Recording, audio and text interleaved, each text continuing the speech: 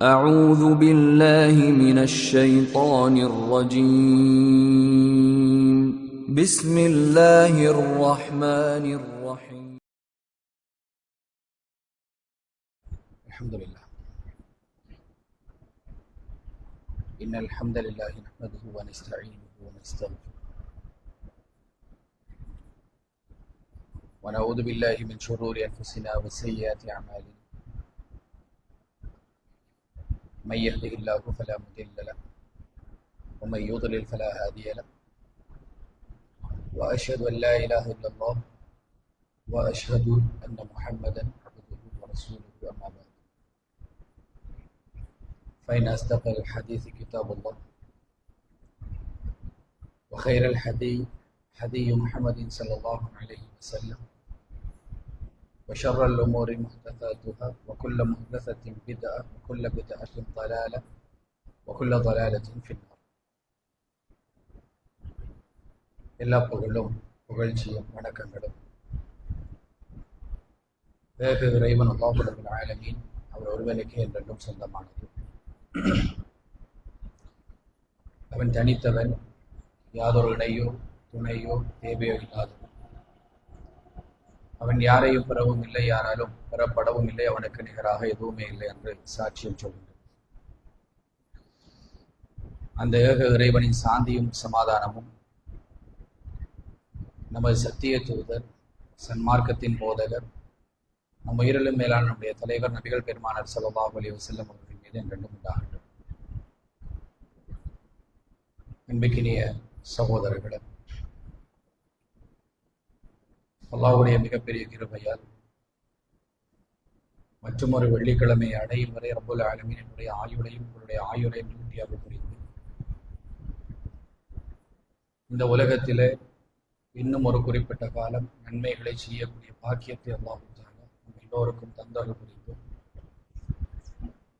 இன்றைய வெள்ளிக்கிழமைக்கு எந்த சபையை கொண்டு அல்லாஹ் தஆலா இன்றைய நாளையை சிறப்புப்படுத்தி இருக்கின்றான், அந்த நாளில் அருமையான ஒரு சபையில் அல்லாஹ் தஆலா பொருந்திக் கொள்ளக்கூடிய அற்புதமான ஒரு இடத்திலே நானும் நீங்களும் ஒன்று சேர்ந்திருக்கிறோம்.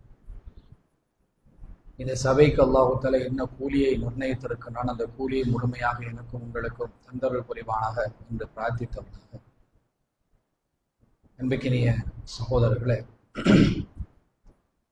இன்றைய குத்துபாவில்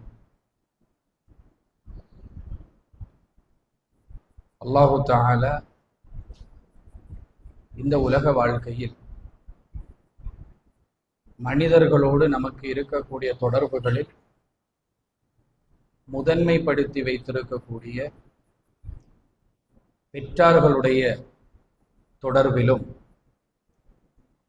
குறிப்பாக தந்தையோடு நம்முடைய தொடர்பு எவ்வாறு இருக்க வேண்டும், தந்தை என்கின்ற உறவை அல்லாஹு தஆலா நமக்கு எப்படி ஏற்படுத்தி தந்திருக்கின்றான், அந்த உறவை நாங்கள் எவ்வாறு பயன்படுத்தி கொள்ள வேண்டும் நம்முடைய மறுமைக்காக வேண்டி என்பது போன்ற ஒரு சில விடயங்களை உங்களோடு பகிர்ந்து கொள்ள வேண்டும் என்று ஆசைப்படுகிறேன். பொதுவாகவே பெற்றார்கள் என்று வருகின்ற நேரத்தில் இப்பொழுது இருக்கக்கூடிய பிள்ளைகளுடைய ஜெனரேஷன் கொஞ்சம் வித்தியாசம்.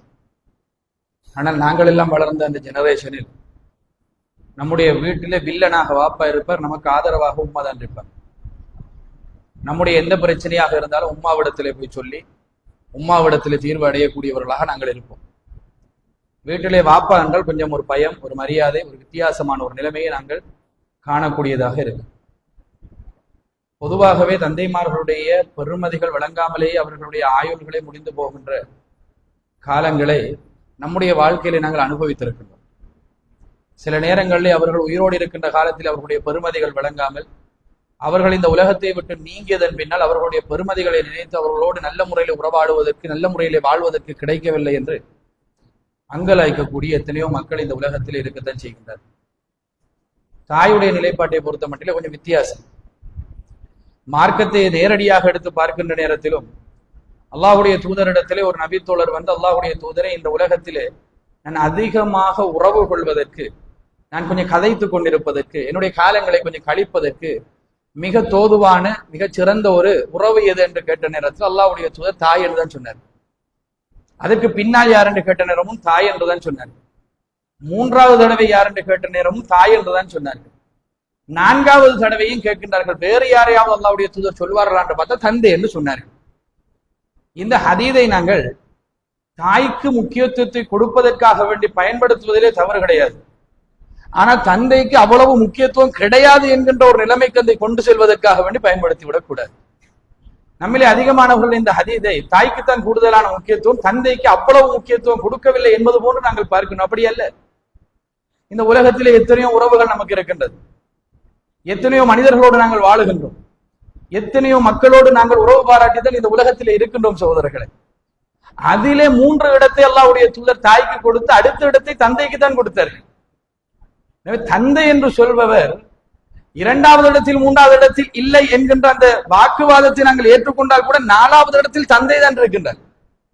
சாச்சாவை வைக்கவில்லை, பெரியப்பாவை வைக்கவில்லை, நம்முடைய வேறு உறவுகளை வைக்கவில்லை, நண்பர்களை வைக்கவில்லை, நம்முடைய இந்த உலகத்தில் இருக்கக்கூடிய யாரையுமே வைக்கவில்லை, தந்தையை தான் அல்லாஹ்வுடைய தூதர் ஸல்லல்லாஹு அலைஹி வஸல்லம் அவர்கள் வைத்தார்கள். எனவே தந்தை என்று சொல்லக்கூடிய உறவுக்கு இந்த மார்க்கத்திலே ஒரு பெருமதி இருக்கின்றது. இந்த மார்க்கத்திலே ஒரு இடத்தை இஸ்லாம் கொடுத்திருக்கின்றது. எனவே அந்த இடத்தை நாங்கள் சரியாக புரிந்து கொண்டு தந்தையுடைய விடயத்தில் நாங்கள் கொஞ்சம் கவனம் செலுத்துவது மிக முக்கியமானது என்பதற்காக வேண்டி இந்த செய்திகளை உங்களோடு பேச வேண்டும் என்று நான் நினைத்தேன். அன்பிக்கினிய சகோதரர்களே, இந்த இடத்திலே நாங்கள் தந்தையை உயிரோடு பெற்றவர்களும் இருப்போம், இப்பொழுது இருக்கின்றார்கள் என்ற நிலைமையிலும் இருப்போம், தந்தை மரணித்து போனவர்களும் இந்த இடத்திலே நாங்கள் இருப்போம். யாராக இருந்தாலும் தந்தை என்பவர் நாங்கள் உயிரோடு வாழும் காலம் வரைக்கும் நமக்கு தந்தை தான். அவர் உயிரோடு இருந்தாலும் தந்தை தான், மரணித்து விட்டாலும் தந்தை தான். அவரை எந்த காலத்திலும் நாங்கள் மறந்து போகவும் முடியாது, அவருடைய விடயத்திலே நாங்கள் கவனம் இல்லாமல் இருக்கவும் முடியாது. மார்க்கத்தை நாங்கள் சம்பூர்ணமாக பின்பற்றுவதாக இருந்தால் நிச்சயமாக தந்தைக்குரிய இடத்தை கொடுக்கத்தான் வேண்டும். எனவே அந்த இடத்தை நாங்கள் சரியான முறையிலே கொடுத்து அவர்களுக்கென்றுடைய ஹக்கையும் நம்முடைய வாழ்க்கையில் நிறைவேற்றக்கூடியவர்களாக நாங்கள் மாற வேண்டும் என்பதற்காக வேண்டி ஒரு சில செய்திகளை உங்களிடத்திலே ஞாபகப்படுத்துகிறேன். அன்பிக்கினிய சகோதரர்களே, தந்தையுடைய பெருமதி சம்பந்தமாக அல்லாஹு தஆலா திருமறை குர்ஆனிலே சொல்லக்கூடிய ஒரு செய்தியை பாருங்கள். அல்லாஹு தஆலா சொல்லுகின்றான், அதாவது 31வது அத்தியாயத்தின் 14வது வசனம். அல்லாஹு தஆலா சொல்லுகின்றான், வவஸ்ஸைனல் இன்சான பிவாலிதை, பெற்றோர்கள் தொடர்பாக மனிதர்களுக்கு நாங்கள் வசியத்து செய்தோம், சில நல்லுபதேசம் செய்திருக்கின்றோம். ஹமலத்துஹு உம்முஹு வஹ்னன் அலா வஹ்ன், அவனுடைய தாய் அவனை கஷ்டத்துக்கு மேல் கஷ்டப்பட்டு பெற்றெடுத்தார். அல்லாஹு தஆலா பெற்றார்கள் சம்பந்தமாக மனிதர்களுக்கு நாங்கள் உபதேசம் செய்கின்றோம் என்று சொல்லிவிட்டு தாயை பற்றி பேசுகின்றோம். தாயை பற்றி பேசுகின்ற நேரத்திலே தாய் கஷ்டத்துக்கு மேல் கஷ்டப்பட்டு நம்மை பெற்றெடுத்த அந்த செய்தி அல்லாஹு தஆலா சொல்லிவிட்டு வஃபிசாலுஹு ஃபி ஆமீன், அவள் பால் ஊட்டியது 2 வருடங்கள் என்று தாயுடைய செய்தி அல்லாஹு தஆலா நமக்கு சொல்லுகின்றார். சொல்லி முடித்து விட்டு அல்லாஹு தஆலா சொல்கின்றான், அனிஷ்குர்லி, எனவே நீங்கள் எனக்கு நன்றி உள்ளவர்களாக இருங்கள் என்று அல்லாஹு தஆலா சொல்லிவிட்டு லிவாலிதைக, உங்களுடைய பெற்றாருக்கும் நீங்கள் நன்றியாக இருந்து கொள்ளுங்கள் என்பதை அல்லாஹு தஆலா நமக்கு சொல்லித் தருகிறார். இந்த செய்தியை ஆரம்பிக்கின்ற நேரத்தில் அல்லாஹு தஆலா சொல்லுகின்றான், பெற்றாருக்கு நல்லுபகாரம் செய்வது, பெற்றாருடைய விடயம் தொடர்பாக மனிதர்களுக்கு நாங்கள் உபதேசம் செய்திருக்கின்றோம் என்று சொல்லிவிட்டு அல்லாஹு தஆலா அடுத்ததாக எடுத்துக்கொண்டது தாயை தான். தாய் கஷ்டத்துக்குமே கஷ்டப்பட்டு நம்மை பெற்றெடுத்தாள் என்கின்ற செய்தியையும் அவள் பாலூட்டிய செய்தியை நமக்கு சொல்லுகின்றார். எனவே நன்றி செலுத்துங்கள் எனக்கும் உங்களுடைய தாய்க்கும் என்று அல்லாஹு தஆலா சொல்லி இருக்க வேண்டும். நன்றியை தனக்கென்று சொல்லிவிட்டு அதே நேரத்தில் உங்கள் பெற்றாருக்கும் நன்றி செலுத்துங்கள் என்று தாயை பற்றி பேசிக்கொண்டு வந்த இறைவன் அந்த இடத்திலே தந்தையை விட்டு விட்டு நமக்கு நன்றி செலுத்துமாறு சொல்லவில்லை, தந்தையும் சேர்த்து தான் அந்த இடத்திலே சொல்லுகின்ற உங்கள் பெற்றாருக்கும் நீங்கள் நன்றி செலுத்துங்கள், உங்கள் தாய்க்கு நீங்கள் நன்றி செலுத்துங்கள் என்று அல்லாஹு தஆலா சொல்லவில்லை. எனவே அல்லாஹு தஆலா தாயை பற்றி பேசுகின்ற தாயுடைய பெருமதியை சொல்லித் தருகின்ற ஒரு இடத்தில் கூட தந்தையை விட்டு விட்டு நன்றியை வெளிப்படுத்துமாறு நமக்கு சொல்லித் தரவில்லை, தந்தையையும் சேர்த்துத்தான் அல்லாஹு தஆலா நமக்கு சொல்லித் தருகின்றான். என்றால் தந்தைக்கு இந்த மார்க்கத்திலே தாயோடு சேர்த்து ஒரு முக்கியமான ஒரு இடம் இருக்கின்றது என்பதை நாங்கள் புரிந்து கொள்ள வேண்டும் சகோதரர்கள். இந்த மார்க்கத்தில் அது பொதுவான ஒரு நடைமுறையும் தான், அதே நேரத்தில் இந்த மார்க்கம் நடைமுறைப்படுத்தக்கூடிய வலியுறுத்தக்கூடிய ஒரு நடைமுறையும் தான். தந்தை என்று சொல்பவர் தான் ஒரு மனிதனுடைய அடையாளம். ஒரு ஆண்மகனோ பெண்ணோ யாராக இருந்தாலும் தந்தையுடைய பெயரை சேர்த்துத்தான் அந்த நபருடைய பெயர் சொல்லப்படும். தாயுடைய பெயரை சேர்த்து யாருக்கும் பெயர்கள் சூட்டப்படாது. இந்த உலகத்திலே அல்லாஹு தஆலா ஒருவருக்கு தாயுடைய பெயரையும் சேர்த்து பெயர் சூட்டினார் என்கின்ற ஒரு நிலைமை இருக்குமாக இருந்தால், ஈசா இப்னு மரியம் என்று சொல்லக்கூடிய ஈசா அலைஹிஸ்ஸலாத்து வஸ்ஸலாம் அவர்களுடைய விடயத்திலே மாத்திரம்தான், வேறு யாருடைய விடயத்திலும் அல்லாஹு தஆலா தாயுடைய பெயரை சேர்த்து ஒருவருக்குரிய அடையாளத்தை நமக்கு சொல்லித் தரவில்லை.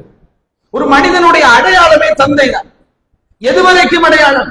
இந்த உலகத்திலே நாங்கள் வாழ்கின்ற நேரத்திலும் தந்தை தான் அடையாளம். நம்முடைய உயிரை இந்த உலகத்திலிருந்து எடுத்துக்கொண்டு மலக்குமார்கள் வானத்தை நோக்கி கொண்டு செல்வார்கள். முதலாவது வானத்திலே அந்த மலக்குகள், வானத்துக்கு பொறுப்பான மலக்குமார் அந்த மலக்கிடத்திலே கேட்பார், யாரை நீங்கள் கொண்டு வந்திருக்கின்றீர்கள்? அந்த நபர் அந்த மலக்கிடத்திலே இந்த மலக்கு சொல்வார், ஃபுலான் இப்னு ஃபுலான், இன்னாருடைய மகன் இன்னாரை நாங்கள் கொண்டு வந்திருக்கின்றோம். அங்கும் நம்முடைய தந்தையுடைய பெயரை கொண்டுதான் நமக்கு அடையாளப்படுத்தப்படும் என்பதை சொல்வதற்கு, தந்தை என்பது நம்முடைய அடையாளம். தந்தையை கொண்டுதான் குலங்களுடைய பெயர்கள் சொல்லப்படும். பனு ஹாஷிம் என்று கேள்விப்பட்டிருக்கின்றோம் இல்லையா? அவர்கள் யார்? அது ஹாஷிமுடைய குலத்தார். பனு இஸ்ரவேலர்கள் என்று கேள்விப்படுகின்றோம். அது யார்? இஸ்ராயல்களுடைய பிள்ளைகள், யாக்கூப் அலைஹிஸ்ஸலாத்துடைய பரம்பரை. அவர்கள் குறித்து சொல்லுகின்ற நேரத்தில் ஒரு பரம்பரையுடைய அடையாளத்தை தீர்மானிப்பது யாரோ ஒரு தந்தை தான். தந்தை தான் நம்முடைய அடையாளம். தந்தையை கொண்டுதான் நம்முடைய அடையாளம் தீர்மானிக்கப்படும். ஒரு தாய், ஒரு பெண் ஒரு திருமணம் முடித்து அந்த திருமணத்திலே ஒரு குழந்தை கிடைத்து அந்த கணவன் இறந்து விட்டார்கள், டிவோர்ஸ் பண்ணி விட்டார்கள் வைத்துக் கொள்வோம். அப்படி ஒரு 3 திருமணங்கள் முடித்தாலும் அந்த தாய்க்கு எத்தனை குழந்தைகள் யாருக்கு பிறந்திருந்தாலும் தந்தையை கொன்று அடையாளப்படுத்தினால் அந்த பிறப்புக்கே ஒரு ஒழுக்கம் இருக்கு. தாயை கொன்று அடையாளப்படுத்தினால் அந்த பிறப்பு ஒழுக்கமாக இருக்காது. அப்ப அந்த ஒழுக்கத்தை தீர்மானிக்கின்ற ஒரு சிறந்த ஒரு அடையாளத்தை கூட நம்முடைய விடயத்தில் அல்லாஹ் தஆலா தந்தையில் தான் வைத்திருக்கின்றார். அன்புக்கினிய சகோதரர்களே, நபிமார்களுடைய வரலாறுகளை எடுத்து பாருங்கள். நபிமார்கள் தம்முடைய கவுமுகளுக்கு மக்களை அழைக்கின்ற நேரத்தில் யா கௌமி என்று அழைப்பார்கள். என்னுடைய சமூகமே என்னுடைய சமூகம் என்று அழைப்பார்கள். அந்த மக்களை அப்படித்தான் அழைப்பார்கள். ஏனென்றால் எந்த சமூகத்துக்கு அல்லாஹ் தஆலா நபிமார்களை அனுப்ப வேண்டும் என்று நினைத்தாலும் அந்த சமூகத்திலிருந்து ஒருவரைத்தான் தேர்ந்தெடுத்து அல்லாஹ் தஆலா அனுப்பி வைத்தார். அவர்களுக்கு நன்றாக தெரிந்தவர்கள் தான். எனவே போனால் அழைக்க நினைத்து யா கௌமி என்று அழைப்பார்கள். ஆனால் ஈசா அலைஹிஸ்ஸலாத்து வஸ்ஸலாம் அவர்கள் சம்பந்தமாக வரக்கூடிய வசனங்களை ஓதுகின்ற நேரத்தில் ஒரு தடவை நிறுத்தி வாசித்து பாருங்கள். எந்த ஒரு இடத்திலும் ஈசா அலைஹிஸ்ஸலாத்து வஸ்ஸலாம் அவர்கள் யா கௌமி என்று அழைத்திருக்க மாட்டார்.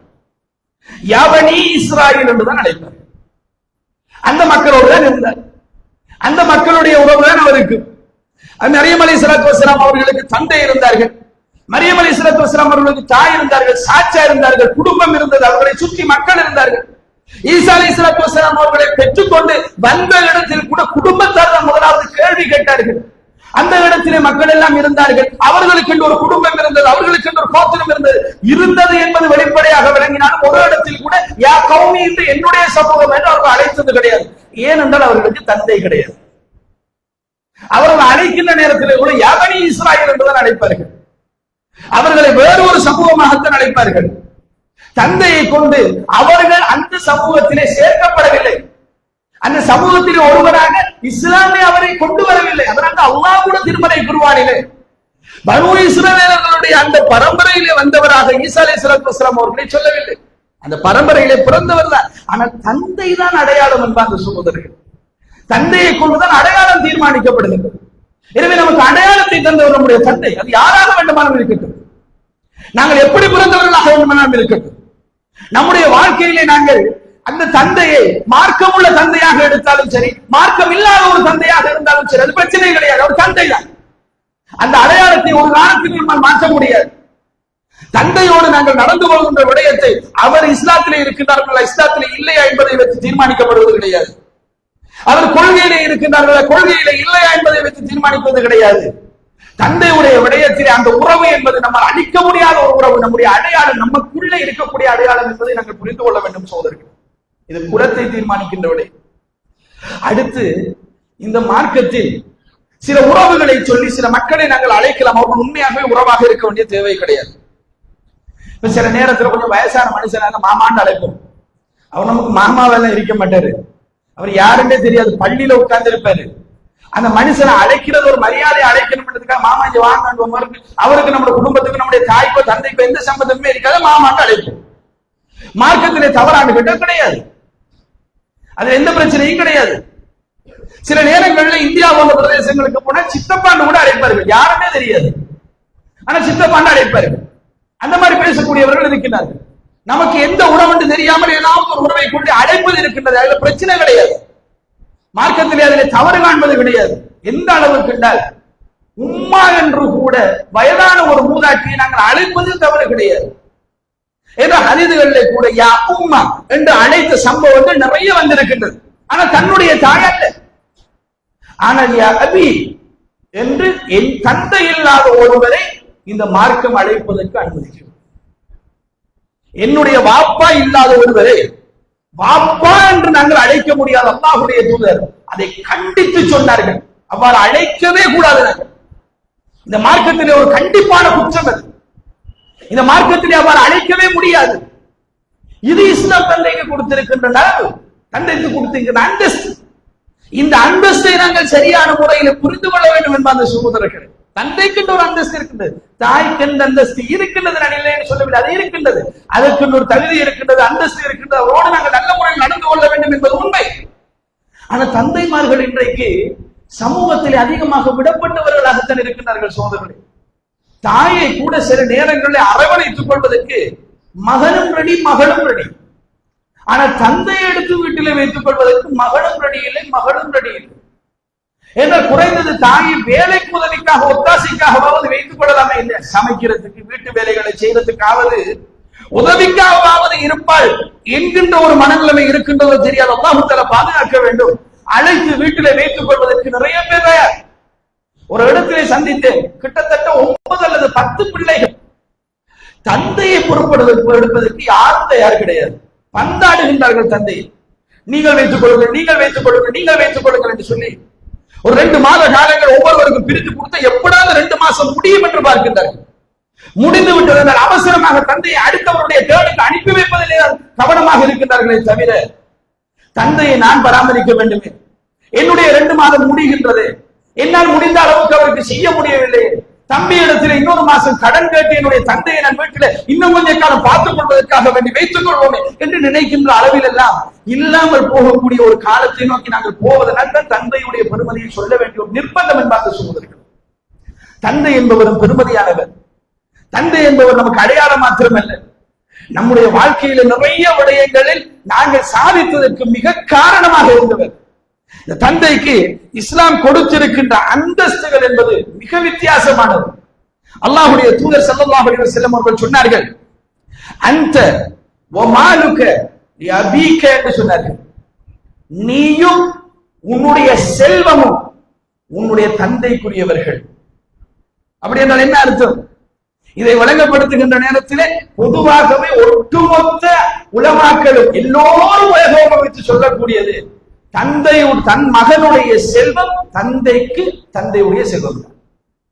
மகனுடைய பொக்கெட்டில் இருந்து ஒரு 100 ரூபாய் எடுப்பதற்கு மகனிடத்திலே தந்தைக்கு பெர்மிஷன் கேட்க வேண்டிய எந்த தேவையும் கிடையாது. அவருடைய செல்வம் அது அவருடைய செல்வம் தான் என்று சொல்கின்ற அளவுக்கு நம்மிலே உரிமை கொடுத்த ஒரு உறவு. தாய்க்கு கூட அந்த உரிமை கிடையாது சகோதரர்கள். தாய் கூட நம்முடைய பொக்கெட்டில் இருந்து காசு எடுக்கிறதா கேட்டுதான் எடுக்கணும், மனைவி கேட்டுதான் எடுக்கணும், பிள்ளைகள் கேட்டுத்தான் எடுக்கணும். நம்ம பெர்மிஷன் கொடுக்கிறது வேற விஷயம். உம்மா கிட்ட போய் உம்மா நீங்க கேட்க தேவை, நீங்க வேண்டிய மாதிரி எடுத்துக்கலுங்க உம்மாட்ட நாங்க சொல்லலாம், அது நாங்கள் பெர்மிஷன் கொடுக்கலாம். ஆனால் அவளுடைய மார்க்கம், அவளுடைய மரபை, அவளுடைய விசாரணை கொண்டிருக்கிறதா இல்லையா? அந்த அவளுடைய மார்க்கம், அவளுடைய மரபை, அவளுடைய விசாரணைக்காக அவள் கேட்டுத்தான் எடுக்க வேண்டும், தாயாக இருந்தால். ஆனால் தந்தையுடைய விடயத்தில் இஸ்லாம் கொடுத்திருக்கின்ற உரிமை, அந்த உரிமையை வைத்து தேடி பாருங்கள், நமக்கு எவ்வளவு நெருக்கமானவராக தந்தை அல்லாஹ் தஆலா கொண்டு வந்து வைத்திருக்கிறார் என்று. நம்முடைய பொக்கெட்டில் இருந்து அல்லது நம்முடைய செல்வத்தில் இருந்து செலவழிப்பதற்கு நம்மிடத்திலே பெர்மிஷன் கேட்க வேண்டிய தேவை கூட கிடையாது. ஒரு நபித்தோழர் அல்லாஹ்வுடைய தூதரிடத்திலே வந்து கம்ப்ளைண்ட் பண்ணினார்கள் சகோதரர்களே, தந்தை தன்னுடைய அனுமதி இல்லாமல் தன்னுடைய செல்வத்தில் இருந்து செலவழிப்பது தொடர்பாக. அல்லாஹ்வுடைய தூதர் அப்பொழுதுதான் சொன்னார்கள், அந்த வமாலுக லிஅபீக, நீ உன்னுடைய செல்வம் எல்லாம் தந்தைக்குரியவர்கள், அவருக்கு செலவழிக்கலாம், அதுல எந்த பிரச்சனையும் கிடையாது என்று சொல்லி இந்த மார்க்கம் அப்படி ஒரு அந்தஸ்தை கொடுத்திருக்கின்றது என்றால் தந்தையை நாங்கள் வைத்து பார்க்க வேண்டிய இடம் மிக உயர்வானது என்பார்கள் சகோதரர்கள்.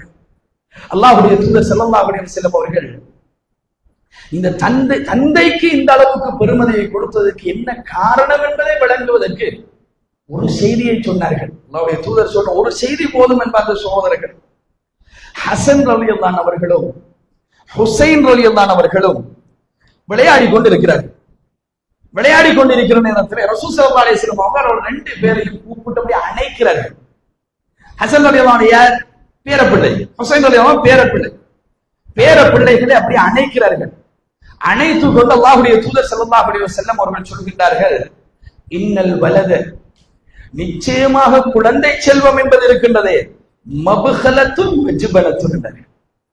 அது பகீல்தனத்தை ஏற்படுத்தும், அது கஞ்சத்தனத்தை ஏற்படுத்தும், அது கோழைத்தனத்தை ஏற்படுத்தும் என்றார்கள். அடுத்த ஒரு செய்தியில் அல்லாஹ்வுடைய தூதர் ஸல்லல்லாஹு அலைஹி வஸல்லம் அவர்கள் சொல்கிறார்கள், இன்னல் வலத, குழந்தை செல்வம் என்று சொல்வது மஜ்பலத்தும், கோழைத்தனத்தை ஏற்படுத்தும், மபுகலத்தும், கஞ்சத்தனத்தை ஏற்படுத்தும், மஹ்ஸனத்துன், கவலையை ஏற்படுத்தும், மஜ்ஹலத்துன், அறியாமையை ஏற்படுத்தும், ஜாஹிலியத்தை ஏற்படுத்தும்.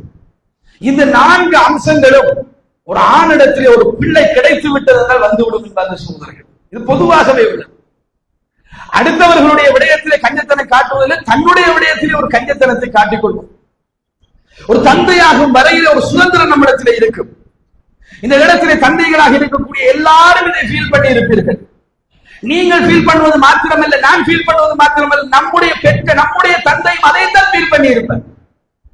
இன்றைக்கு நம்முடைய பிள்ளையை காணுகின்ற நேரத்திலே நமக்கு அவன் எப்படி நடந்து கொள்ள வேண்டும் என்றெல்லாம் நம்முடைய உள்ளம் இயங்குகின்றதோ, நம்முடைய பேச்சை எப்படி கேட்க வேண்டும் என்று நாங்கள் நினைக்கின்றோமோ, நமக்கு எப்படி கட்டுப்பட்டு வாழ வேண்டும் என்று நாங்கள் நினைக்கின்றோமோ, நாங்கள் சொல்லுகின்ற விடயத்திலே அவன் சரியாக நடந்து கொள்ள வேண்டும் என்கின்ற ஹவா எந்த அளவுக்கு இருக்கின்றதோ, அவன் நல்ல பிள்ளையாக வர வேண்டுமே, சிறந்த ஒரு மனிதனாக வர வேண்டுமே, அது ஆண் பிள்ளையாக இருக்கட்டும் பெண் பிள்ளையாக இருக்கட்டும், நல்ல ஒரு தலைமுறையாக உருவாகி வர வேண்டுமே, தொழுகையாளியாக வர வேண்டுமே, இப்படி எப்படி எல்லாம் இருக்க வேண்டும் என்றெல்லாம் நாங்கள் எதையெல்லாம் இன்றைக்கு நம்முடைய பிள்ளைகளுக்கு நினைக்கின்றோமோ, அந்த கவலைகளும் அந்த வருத்தங்களும் அந்த நிலைமைகளும் அந்த உள்ளம் உள்ளவராகத்தான் நம்முடைய தந்தை நம்மை வளர்த்திருப்பார் என்பார்கள் சகோதரர்கள்.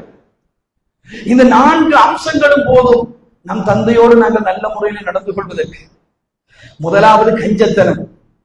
எத்தனை இடங்களில் தங்களுடைய வாழ்க்கையிலே அதை கஞ்சத்தனத்தை அவர்கள் வெளிப்படுத்தி இருப்பார்கள் என்பது நமக்கு தெரியாது. ஒவ்வொரு பெருநாளிலும் அந்த கஞ்சத்தனம் வெளிப்பட்டிருக்கும். தனக்கென்று ஒரு சாப்பாடை சாப்பிடுகின்ற நேரத்தில் அந்த கஞ்சத்தனம் வெளிப்பட்டிருக்கும். தனக்கென்று ஒரு அழகான ஆடையை காணுகின்ற நேரத்தில் எல்லாம் அந்த கஞ்சத்தனம் வெளிப்பட்டிருக்கும். தன்னோடு இருப்பவர்கள் நல்ல முறையில் ஆடை அணிகின்ற நேரத்தில் அதே போன்ற ஒரு ஆடையை நானும் அணிந்தால் நன்றாக இருக்கும் என்கின்ற நிலைமை இருந்தாலும், என்னை விட என் பிள்ளைக்கு தான் நான் முன்னுரிமை கொடுக்க வேண்டும் என்று தனக்கு ஒரு கஞ்சத்தனத்தை அன்றைக்கு ஒரு நாள் காட்டியிருப்பாரு.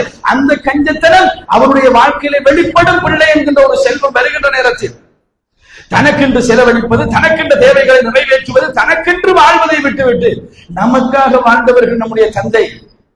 தாய் கூட சில நேரங்களில் தந்தை செய்கின்ற இந்த தியாகம் அளவுக்கு தியாகம் செய்ய மாட்டார் என்பார்கள் சகோதரர்கள். ஏன்னா தாயையும் சேர்த்து சுமப்பவர் அவர்தான்.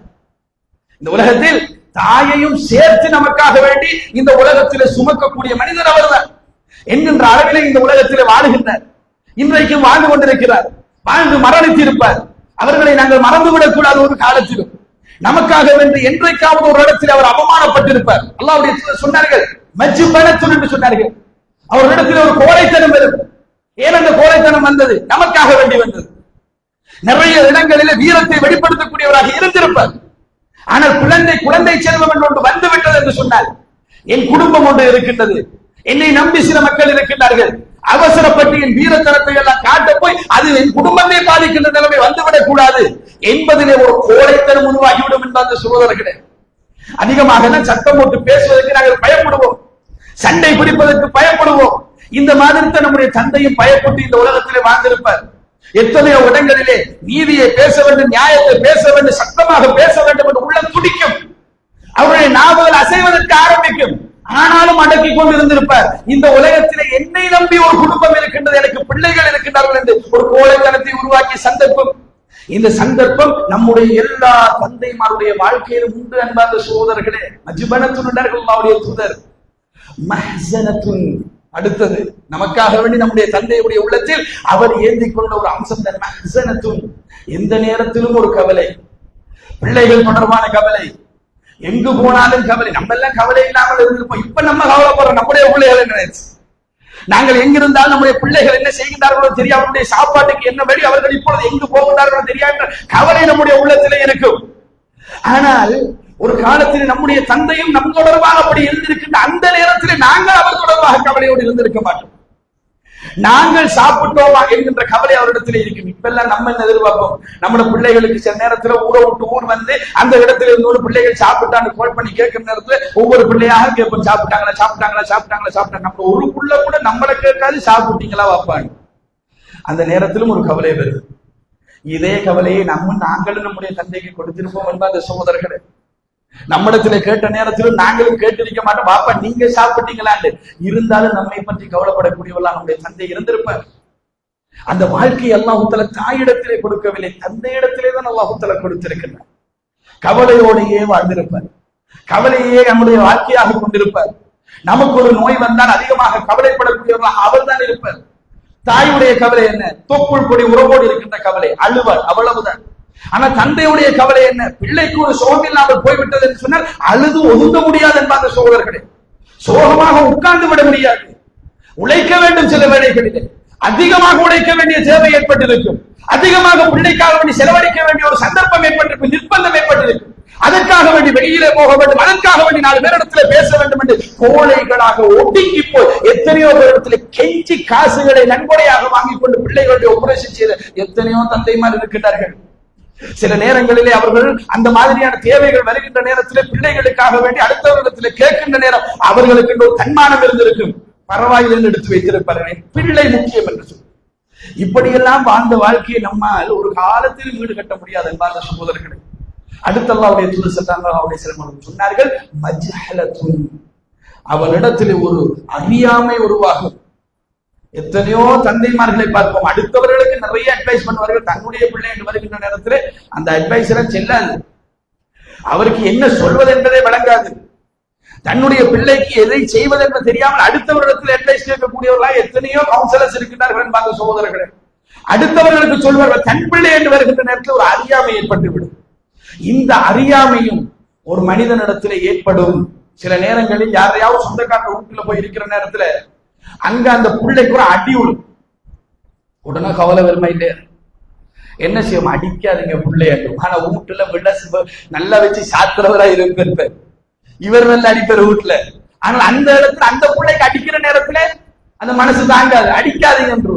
ஆனா வீட்டுல அந்த அறியாமை வெளிப்படும், அந்த அறியாமையால் அடித்து விடுவார்கள். ஏன் என்று சொன்னால் அந்த பிள்ளை மேல் இருக்கக்கூடிய பாசம், அந்த பிள்ளையுடைய எதிர்காலத்தில் நினைத்து இருக்கக்கூடிய அந்த அங்கலாய்ப்பு. என் பிள்ளை இந்த காரியத்தை செய்து அடுத்த கட்டத்தில் எங்க போய் முதலாவதிலே கிட்டி அறிய வேண்டும் என்று தட்டு விடும். ஆனால் அந்த தந்தையை நாங்கள் விரோதியாக பார்ப்போம். அந்த இடத்தில் அவர் தட்டியது அவருடைய அறியாமைதான், அவருக்கு என்ன செய்வது என்பது தெரியாது.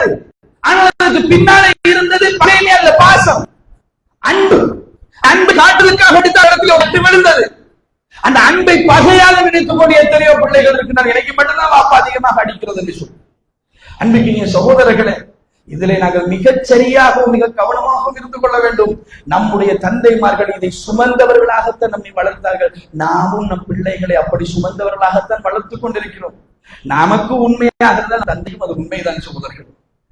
இதற்காக நாங்கள் நன்றியாக இருக்க வேண்டும், இதற்காக அவர்களோடு நல்ல முறையில் நாங்கள் நடந்து கொள்ள வேண்டும், இதற்காக அவர்களோடு நாங்கள் நெருக்கமாக உறவாடக்கூடியவர்களாக இருக்க வேண்டும். தந்தைமார்களை பொறுத்த மட்டில் இன்றைக்கு நிறைய தந்தைமார்கள் ஒரு குறிப்பிட்ட காலம் வரைக்கும் உழைத்து விட்டு அதற்கு பின்னால் தன்னால் உழைக்க முடியாது என்று வீட்டுக்கு ஒதுங்கியதன் பின்னால் அந்த பிள்ளைகளிலே தங்கி வாழ்வது போன்ற ஒரு சோதனை இருக்கின்றது என்பார் சகோதரர்கள். அது மிகப்பெரிய ஒரு சோதனை. நிறைய தந்தைமார்கள் கவலையோடு சொல்லுவார்கள், சில விஷயங்களை எல்லாம் நான் நினைத்த மாதிரி அந்த வீட்டிலே செய்ய முடியாது, அப்படி இருக்கவே முடியாது. அவர் நினைத்ததை எல்லாம் இந்த வீட்டிலே செய்யலாம் என்கின்ற உரிமை அவருக்கு கொடுக்கப்பட்டிருக்க வேண்டும். அதுதான் தந்தைக்கு இஸ்லாம் கொடுத்த இடம். என்னுடைய வீட்டிலே தந்தையை கொண்டு வந்து வைத்தால் என்னுடைய பெர்மிஷனோடு தான் அவர் கிளாஸை எடுக்க வேண்டும், பிளேட்டை எடுக்க வேண்டும், அவர் டிவியை போட வேண்டும், அவருடைய காரியங்களை அப்படியெல்லாம் முடியாது. அவருக்கு வேண்டும் என்றால் எதையும் அவர் எடுக்கலாம், பாவிக்கலாம் என்கின்ற நிலைமையிலே சுதந்திரம் இஸ்லாம் கொடுத்திருக்கிறது அந்த வீட்டிலே. அந்த சுதந்திரத்தை அவருக்கு பயன்படுத்துவதற்கு நாங்கள் விட வேண்டும். சில நேரங்களில் தந்தைமார்கள் சுதந்திரத்தை எடுத்துக்கொள்ள மாட்டார்கள் என்ற கொடுத்த கையில் அது எடுப்பதற்கு எப்பொழுதும் வைக்கப்படும். இதை பிள்ளைகள் புரிந்து கொள்ள வேண்டும். அது கொடுத்த கை. நமக்கு ஒரு தேவை என்று போய் நிற்கின்ற நேரத்தில் நம்முடைய கை கீழே இருந்தது, அவருடைய கை மேலே தான் இருந்தது. நமக்கு தந்து கொண்டே இருந்த கை அது. அந்த கை நம்முடைய கையை மேலே வைத்து அவருடைய கையை கீழே வைப்பதற்கு கூச்சப்படும், வெட்கப்படும். அந்த வெட்கத்தை ஒரு மகன் புரிந்து கொள்ள வேண்டும். தந்தையிடத்தில் அந்த பெர்மிஷனை பெற்க வேண்டும். என்னிடத்தில் நீங்க கேட்டு எடுக்க வேண்டிய தேவை கிடையாது. உங்களுக்கு என்ன தேவையோ இந்த இடத்துல வச்சிருக்கிற பாப்பா எடுத்துக்கொள்ளுங்க என்று சொல்கின்ற அளவுக்கு ஒரு சுதந்திரம் ஒரு தந்தைக்கு கொடுக்கப்பட்டிருக்க வேண்டும். நம்மிலே தங்கி வாழக்கூடியவர்களாக தந்தைமார்கள் மாறிவிட்டார்கள் என்று சொன்னார். ஒரு பிளேன் டீ குடிக்கிறதாக இருந்தால் சில நேரங்களில் நீங்கள் வீட்டிலே இருக்க மாட்டீர்கள்.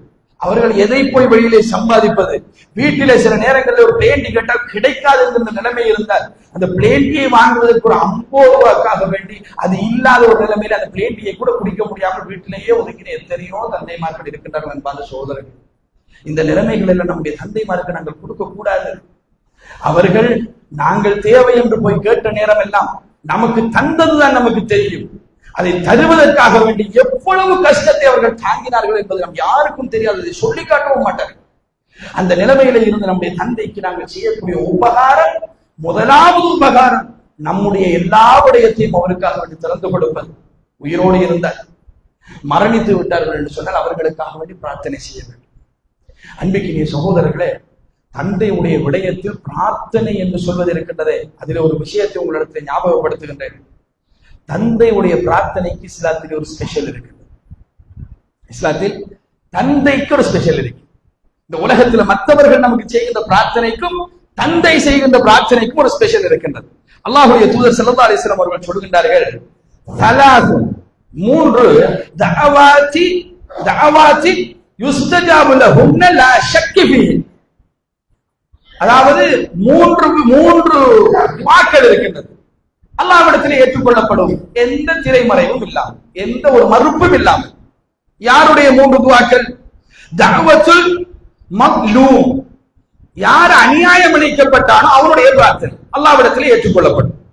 இரண்டாவது தஅவத்துல் முஸாஃபிர், பிரயாணத்தில் இருக்கின்ற மனிதன் இருக்கின்றான், வழிபோக்கன், பிரயாணத்தில் இருக்கக்கூடியவன், அவனுடைய பிரார்த்தனை அல்லாஹ் தஆலா ஏற்றுக்கொள்வான். மூன்றாவது தஅவத்துல் வாலிதி லிவலதிஹி, மகனுக்காக, மகள் அல்ல, மகனுக்காக, அப்படியே வருது, அப்படியே டிரான்ஸ்லேட் பண்ணுவோம், மகனுக்காக தந்தை செய்கின்ற பிரார்த்தனை. இந்த இடத்துல மகள்மார் இல்லையே, அதனால நம்ம மகனை பத்தி மட்டும் பேசுவோம். மகனுக்காக வேண்டி தந்தை செய்யக்கூடிய பிரார்த்தனை, இந்த பிரார்த்தனை அல்லாஹ்விடத்தில் ஏற்றுக்கொள்ளப்படும். ஸ்பெஷலான பிரார்த்தனை, சாதாரண பிரார்த்தனை அல்ல. தந்தையை கண்டால் தந்தை இடத்தில் அதிகமாக சொல்லுங்கள், பாப்பா நீங்க இதற்காக துவா செய்யுங்க என்று சொல்லு. என் நலவுக்காக வேண்டி, என் மறுமைக்காக வேண்டி, என் கபருக்காக வேண்டி, நம்முடைய கையிலே நாங்கள் வைத்துக் கொண்டிருக்கக்கூடிய ஏற்றுக்கொள்ளப்படக்கூடிய ஒரு பிரார்த்தனை தான் தந்தையுடைய பிரார்த்தனை. அந்த தந்தை மனமாற நமக்காக அந்த பிரார்த்தனையை தர வேண்டும் என்றால் அவருக்கு செய்ய வேண்டியதை நாங்கள் கட்டாயம் செய்ய வேண்டுமா இல்லையா? ரசூலுல்லாஹி ஸல்லல்லாஹு அலைஹி வஸல்லம் அவர்கள் சொன்னார்கள், எந்த அளவுக்கு தந்தையுடைய விடயத்திலே சொன்னார்கள் என்று சொன்னால், இந்த உலகத்தில் நீங்கள் எதை உங்களுடைய தந்தைக்கு செய்தாலும் அவர் செய்ததற்கு அது ஈடாகாது. அவரை நீங்கள் அடிமையாக கண்டு விடுதலை செய்தாலே தவிர, ஒரு தந்தையை அடிமையாக கண்டு விடுதலை செய்தாலே தவிர, ஒரு தந்தை உங்களுக்கு செய்ததை எதை கொண்டும் உங்களால் ஈடுகட்ட முடியாது.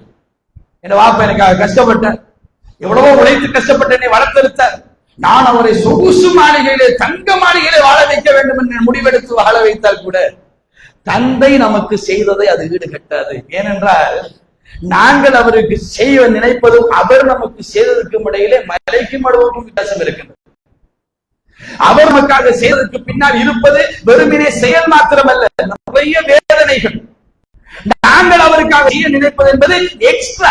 நம்முடைய வேலை இங்க முடிச்சுக்கிட்டு ஏதாவது பேலன்ஸ் ஆயினா வாப்பா இது உங்களுக்கு என்று சொல்லி செய்து வைப்பதை தவிர, நம்மிடத்திலிருந்து பிடுங்கி தந்தைக்காக வேண்டி செய்கின்ற மனப்பக்குவம் அதிகமாக எந்த பிள்ளைக்கும் வரப்போவது கிடையாது. ஆனா தந்தை நமக்கு செய்தது அப்படி அல்ல, தன்னிடத்திலிருந்து பிடுங்கி தன் பிள்ளைக்காக வேண்டி செய்தார். எனவே அந்த தந்தையுடைய செயலை எதனாலும் நம்மால் ஈடுகட்ட முடியாது. இந்த உலகத்தில் அல்லாஹ்வுடைய தூதர் ஸல்லல்லாஹு அலைஹி வஸல்லம் அவர்கள் துஆவுக்கு அந்த அளவுக்கு பெருமதி கொடுத்தார்கள். துஆ மாத்திரமல்ல, பதுவாவுக்கும் பயந்து கொள்ளுங்கள். வஃபி ரிவாயத்தி, இன்னொரு ரிவாயத்தில் அஹ்மதிலே வரக்கூடிய ஒரு ரிவாயத்திலே வருகின்றது, வதஅவத்துல் வாலிதி அலா வலதிஹி, ஒரு பிள்ளையோடு மீது தந்தை செய்யக்கூடிய பிரார்த்தனை. இந்த லிவலதிஹிக்கும் அலா வலதிஹிக்கும் இடையில வித்தியாசத்தை விளக்குகின்ற நேரத்தில் உலமாக்கள் எப்படி விளங்கப்படுத்துகிறார்கள் என்றால், இதோடு சம்பந்தப்பட்டவர்கள் அரபு துறையிலே தேர்ச்சி பெற்றவர்கள் சொல்கிறார்கள், அலா என்கிற வார்த்தை, மீது என்கிற வார்த்தை துஆவுக்கு சாபக்கூடிய விடயத்திலே தான் சொல்லப்படும் என்று சொல்கிறார்கள். அலா வலதிஹி என்றால் சபிக்கின்ற ஒரு நிலைமை வந்தால் தந்தையுடைய சாபம் நிச்சயமாக பிள்ளையுடைய விடயத்திலே பலிக்கும். அதற்கு நாங்கள் பயந்து கொள்ள வேண்டும். தந்தையை பராமரிப்பதிலே நாங்கள் குறைபாடுகள் வைத்தோம் என்றால், தந்தையை பராமரிப்பதில் நாங்கள் குறைவிட்டு அந்த தந்தை அதனால் ஏங்கி கவலைப்பட்டு நம்முடைய விடயத்தில் அவர்கள் சபிப்பார்களாக இருந்தால் அந்த சாபமும் கொள்ளாதது என்பதை நாங்கள் புரிந்து கொள்ள வேண்டும் என்பார் சகோதரர்களே. இதை விளங்கி நம்முடைய வாழ்க்கையில தந்தைக்குரிய பெருமதியை கொடுத்து தந்தையை சரியான முறையில பராமரித்து கடைசி வரைக்கும் தந்தையுடைய உள்ளம் நோகாமல் அவர்களை இந்த உலகத்திலே வாழ வைக்கக்கூடிய பாக்கியத்தை அல்லாஹ் எனக்கு உங்களுக்கு தந்தர புரிவானாக.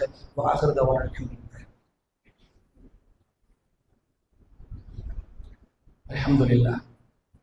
இன்னல் ஹம்தலில்லாஹி நஹ்மதுஹு வ நஸ்தஈனுஹு வ நஸ்தக்ஃபிருஹு வ நஊது பில்லாஹி மின் ஷுரூரி அன்ஃபுஸினா வ ஸய்யிஆத்தி அமாலினா மன் யஹ்திஹில்லாஹு ஃபலா முதில்ல லஹு வ மன் யுضلل ஃபலா ஹாதிய லஹு வ அஷ்ஹது அன் லா இலாஹா இல்லல்லாஹ் வ அஷ்ஹது அன்ன முஹம்மதன் அப்துஹு வ ரசூலுஹு.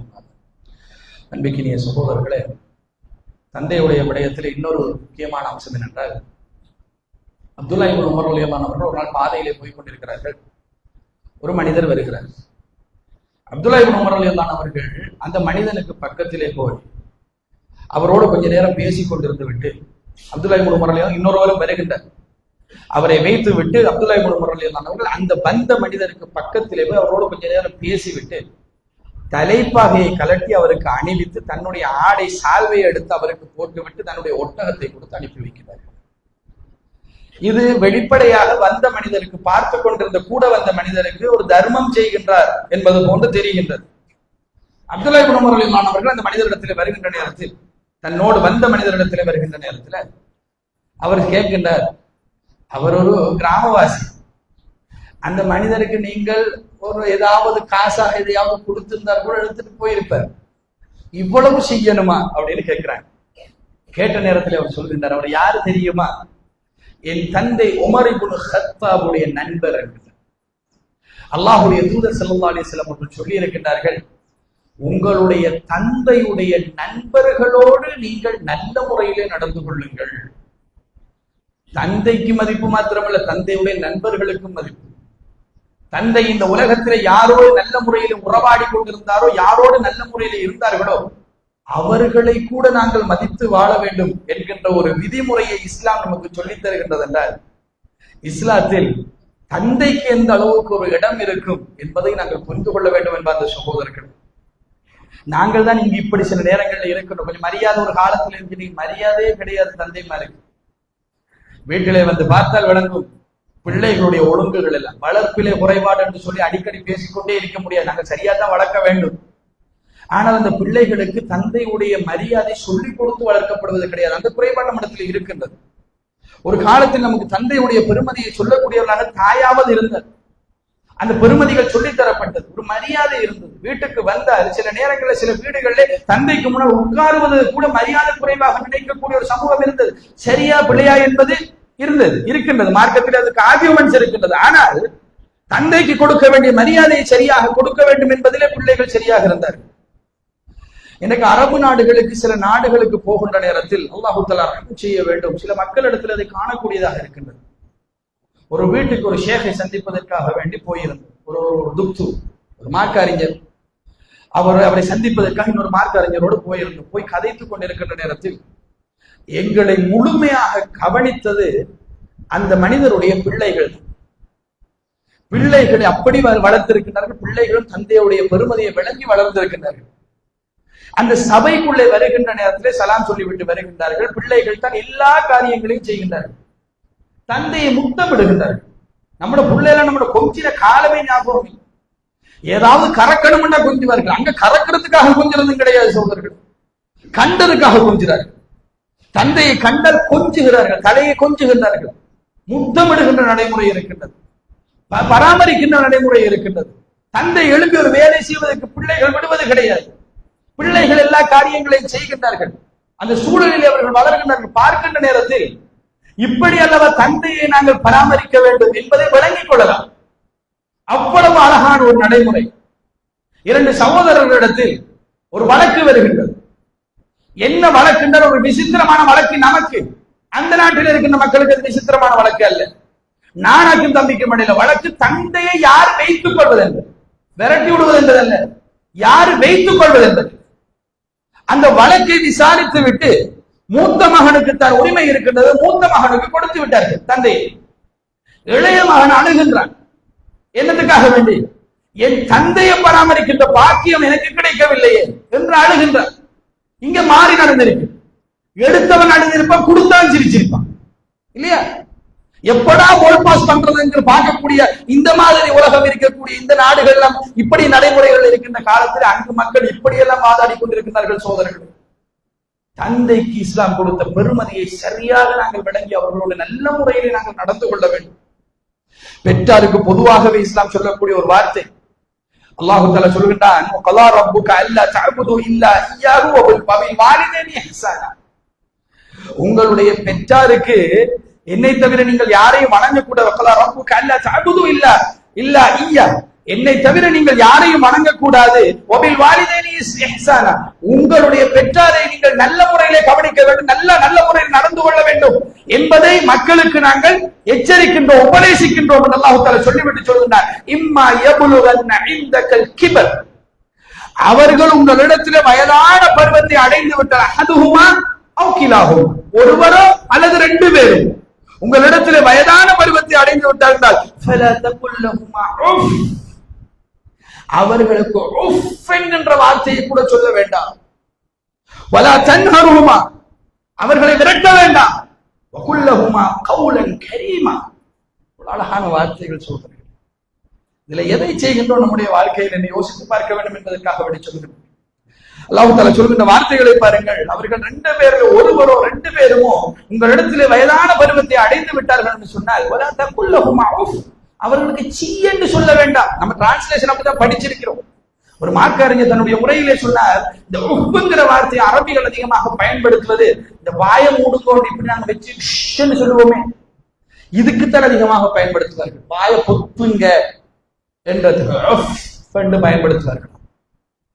நம்ம சீ என்று டிரான்ஸ்லேட் பண்ணிக்கிட்டோம். இதை செய்யக்கூடாது. தந்தையை அடக்குவது, தாயை அடக்குவது, பேசுகின்ற பேசாங்க நீங்க பேசாம இருங்க என்று சொல்லுவது, இந்த மாதிரி அவர்களை நடத்துவது மார்க்கத்திலே தடை. தகுல்லஹுமா உஃப், உஃப்பை கூட நீங்கள் அவர்களுக்கு சொல்லக்கூடாது. அதுக்கு மேல எதையுமே அப்ப செய்யலாதுன்னு அர்த்தம்.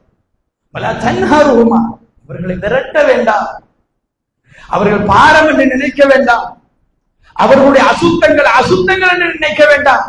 தந்தைக்கும் சேர்த்து தன் சகோதரர்களே, அவர்களை அசுத்தம் என்று நினைக்க வேண்டாம். வயதான காலம், கைகள் எல்லாம் தளர்ந்து போன ஒரு காலம், கால்கள் எல்லாம் தளர்ந்து போன ஒரு காலம், பாத்ரூமுக்கு அவ்வளவு அவசரமாக நடந்து போக இயலாது. 7 முண்டா உங்களுக்கு எனக்கு பாரமாக அவர்கள் இருந்திருக்கவே மாட்டார்கள் சகோதரர்களே. அவர்கள் பாரமாக இருக்க நினைத்தவர்கள் அல்ல. மனதிலே அப்பொழுது கூட அந்த வேதனை அனுபவித்துக் கொண்டுதான் இருப்பார்கள். என் பிள்ளைக்கு நான் பாரமாகி விட்டேனே என்று. அந்த மாதிரியான வேதனைகளோடு அந்த பெற்றார்கள் பாத்ரூமுக்கு நடந்து போற நேரத்திலே சிறுநீர் கழித்து விடுவார்கள். கழிந்து விடும், கழிக்கவில்லை, கழிந்து விடும். அந்த நேரத்தில் நமக்கு அவர்கள் சிறிய வயதிலே நம்மோடு எப்படி நடந்தார்கள் அது நமக்கு ஞாபகம் வர வேண்டும். அவர்கள் நம்மை அந்த சிறிய வயதிலே பாத்ரூமுக்கு தூக்கிட்டு போடுறது நம்ம எத்தனை தடவைகள் அந்த அசுத்தத்தை செய்திருப்போம். எல்லாம் அசுத்தம் தானே. அந்த அசுத்தத்தை அவர்கள் அள்ளினார்களா இல்லையா? அசுத்தம் அவர்கள் நினைக்கவே இல்லையே. இன்றைக்கு அதுபோன்று நம்முடைய பெற்றாரை கவனிக்கின்ற ஒரு பாக்கியத்தை நமக்கு தந்திருக்கிறார்கள். அதை நாங்களும் பயன்படுத்திக் கொள்ள வேண்டும். அது பாக்கியம் என்பார் அந்த சகோதரர்களே. அவர்களை விரட்டக்கூடாது வீட்டை விட்டு. கரீமா, அவர்களோடு கண்ணியமான வார்த்தைகளை பேசுங்கள் என்று அல்லாஹ் தஆலா சொல்கிறார். கரீமான வார்த்தைகள், கண்ணியமான வார்த்தைகள், சிலைக்ட் பண்ணி பேசணும் சகோதரர்களே. நம்ம எல்லாம் ஃப்ரெண்ட்ஸோட பேசுற நேரம் எவ்வளவு கவனமா இருக்கிறோம். ஏதாவது ஒரு வார்த்தை அவன் மனசு நோக்கடிச்சு ஃப்ரெண்ட்ஷிப் உடைஞ்சிடுமோன்னு நினைக்கிற எத்தனையோ பேர் இருக்கிறோம் சகோதரர்கள். தந்தையோடு பேசுகின்ற நேரத்தில் இந்த வார்த்தை தந்தையுடைய மனதை நோகடித்து நம்முடைய தந்தைக்கு நமக்கு இடையில் இருக்கின்ற உறவு விரிசலாகிவிடக் கூடாது என்று நினைத்த எத்தனை பிள்ளைகள் இருக்கின்றோம் நாங்கள். அல்லாஹ் தஆலா அருள் புரிந்தவர்களை தவிர பேசுகின்ற நேரத்தில் செலக்ட் பண்ணி இந்த வார்த்தை தந்தையை புண்படுத்தி விடுமா என்று நினைத்து பேசக்கூடியவர்களாக நாங்கள் இருக்க வேண்டும். அரவணைத்து பேசக்கூடியவர்களாக இருக்க வேண்டும். வேணுமானால் உங்கள் வீட்டிலே வயதான பெற்றார் ஒரு தந்தை இருப்பாராக இருந்தால் இன்றைக்கு போய் மனமாற ஒரு கொஞ்ச நேரம் கதைத்துக் கொண்டிருந்து அவரை ஆற தழுவி ஒரு தடவை, உங்களுக்கு எத்தனை வயதாக இருந்தாலும் பிரச்சனை கிடையாது, முத்தமிட்டு பாருங்கள், அழுது விடுவார்கள் சொல்வார்கள். அதுக்கு காரணமே அவர்கள் ஏங்கிக் கொண்டிருக்கிறார்கள். ஒரு தடவையாவது மௌத்தாகிறதுக்கு முன்னாடி இப்படி ஒன்று நடந்துராதான். நம்ம செய்யறது குறைவு சோதர்கள், நாங்கள் செய்வது குறைவு என்பதை நான் இந்த செய்தியை உங்களிடத்திலே சொல்லுகின்றேன். நம்முடைய தந்தைமாருக்காக நாங்கள் பிரார்த்தனை செய்ய வேண்டும். அல்லாஹ் தஆலா சொல்லுகின்றான், உங்களுடைய கருணையை இறக்கி அவர்களுக்காக தாழ்த்தி கொடுங்கள். முதலாவது அல்லாஹ் சொல்றான், சீ சொல்லாதீங்க. இரண்டாவது விரட்டமானான். மூணாவது அவர்களோட கண்ணியமான வார்த்தைகளை கொண்டு பேசுங்கள் என்றான். நாலாவது அல்லாஹ் தஆலா சொல்றான், நீங்கள் அவர்களுடைய விடயத்தில் உங்களுடைய கருணையின் இறக்கையை தாழ்த்தி கொடுங்கள், இரக்கமா நடந்து கொள்ளுங்கள் அவர்களோடு எப்பயுமே. ஐந்தாவது அல்லாஹ் தஆலா சொல்கின்றான், அதுக்கு பின்னர் நீங்கள் அவர்களுக்காக துஆ செய்யுங்கள். ரப்பிர்ஹம்ஹுமா கமா ரப்பயானி ஸகீரா. இறைவா, சின்ன வயதிலே இவர்கள் என்னை எப்படியெல்லாம் இரக்கமாக பார்த்துக் கொண்டார்கள், அவர்கள் அதை போன்று நீயும் அவர்களை இரக்கமாக பார்த்துக் கொள்ள வேண்டும் என்று அல்லாஹ்விடத்தில் நீங்கள் பிரார்த்தனை செய்யுங்கள் என்று அல்லாஹ் தஆலா நமக்கு கட்டளை இடுகிறார். இந்த நடைமுறை, இந்த நிலைமை நம்முடைய வாழ்க்கையில் இருக்க வேண்டும் என்பதற்காக இந்த செய்தியை உங்களிடத்திலே சொல்லுகின்றேன். நம்முடைய தந்தைமார்கள் நமக்கு மிக பெருமதியானவர்கள். அந்த பெருமதியான அந்த உறவை நல்ல முறையிலே பாதுகாத்து நாளை மறுமையில் அந்த தந்தையோடு சொர்க்கத்திலே இருக்கக்கூடிய பாக்கியத்தை அல்லாஹ் தஆலா நம்ம எல்லோருக்கும் தந்தரும் புரிய வேண்டும். பிள்ளைகள் செய்கின்ற பிரார்த்தனை மரணித்த தந்தைமாருக்கு போய் சேரும். பிள்ளைகள் செஞ்ச பிரார்த்தனை மட்டுமா போய் சேரும்? ரசூல் ஸல்லல்லாஹு அலைஹி வஸல்லம் அவர்கள் சொன்னார்கள், இந்த செய்தியை கொஞ்சம் யோசித்து பாருங்கள். இந்த உலகத்திலே 3 விடயங்களை தவிர மற்ற எல்லாத்துடைய தொடர்பும் ஒரு மனிதன் மரணிக்கின்ற இடத்தில் துண்டிக்கப்பட்டு, ஒன்று அவன் செய்த நிலையான தர்மம், இரண்டாவது அவன் கொடுத்த பயனுள்ள கல்வி, மூன்றாவது பிள்ளைகள் தன்னுடைய பெற்றாருக்காக செய்யக்கூடிய பிரார்த்தனை. இப்ப ஏண்ட வாப்பாக்கு நான் செய்யக்கூடிய பிரார்த்தனை இதுக்குள்ள வருது.